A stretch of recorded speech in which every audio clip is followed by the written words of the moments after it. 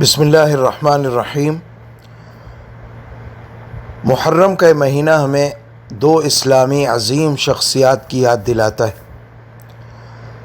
Number ایک، حضرت عمر الفاروق رضی اللہ تعالیٰ عنہ، خلیفہ ثانی، جو نماز فجر پڑھا رہے تھے اور ان کے پیچھے تمام صحابہ کرام نماز فجر پڑھ رہے تھے۔ ان میں حضرت علی المرتضیٰ رضی اللہ تعالیٰ عنہ بھی تھے، حضرت عثمان غنی بھی تھے، حضرت سعد بن ابی وقاص، کون حضرات، یعنی کتنے صحابہ کرام رضی اللہ عنہ اجمعین ان کے پیچھے ان کی اقتداء میں نماز ادا کر رہے تھے کہ ابو لؤلؤہ مجوسی نے، آتش پرست مجوسی جو تھا، اس نے ایک خنجر جس کو اس نے زہر میں بجھایا ہوا تھا، بہت عرصہ اس کو زہر میں رکھا تھا، اس نے وہ خنجر حضرت عمر رضی اللہ تعالیٰ عنہ کے پیٹ میں گھونپ دیا اور کئی وار کیے۔ جب حضرت عمر رضی اللہ تعالیٰ عنہ کا پیٹ اس طرح کٹا کہ حضرت عمر رضی اللہ تعالیٰ عنہ نماز میں کھڑے نہ رہ سکے تو گر گئے، لیکن اس حالت میں بھی ایک دوسرے صحابی کو آگے بڑھا دیا کہ تم امامت کراؤ اور نماز پوری کرو، مجھے بعد میں دیکھا جائے، میرا حال کیا ہوا ہے یہ بعد میں دیکھنا، پہلے نماز مکمل کرو۔ اللہ اکبر! کتنی عظمت تھی صحابہ کے دلوں میں نماز کی۔ تو وہ ابو لؤلؤہ مجوسی جو ہے نکل کر بھاگا، اور بھاگتے ہوئے بھی اس نے دائیں بائیں کئی صحابہ کو زخمی بھی کیا، کئی صحابہ شہید بھی ہوئے، کیونکہ نماز پڑھ رہے تھے اور اندھیرے کا وقت تھا۔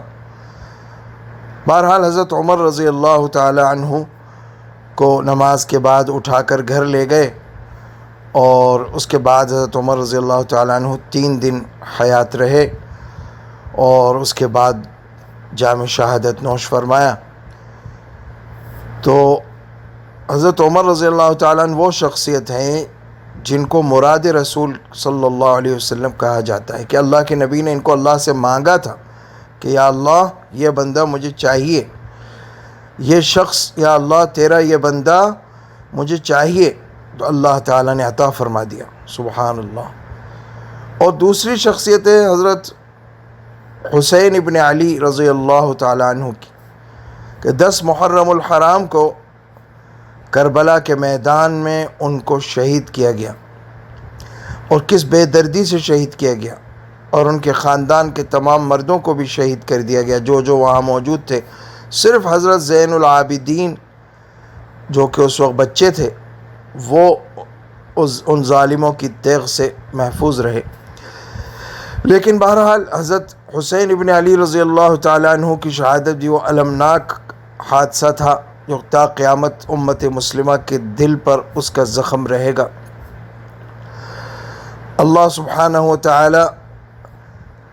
حضرت عمر بن الخطاب رضی اللہ تعالی عنہ سے بھی راضی ہو، اور ان کو خوب ان کو اللہ تعالی امت مسلمہ کی طرف سے بہترین جزا عطا فرمائے،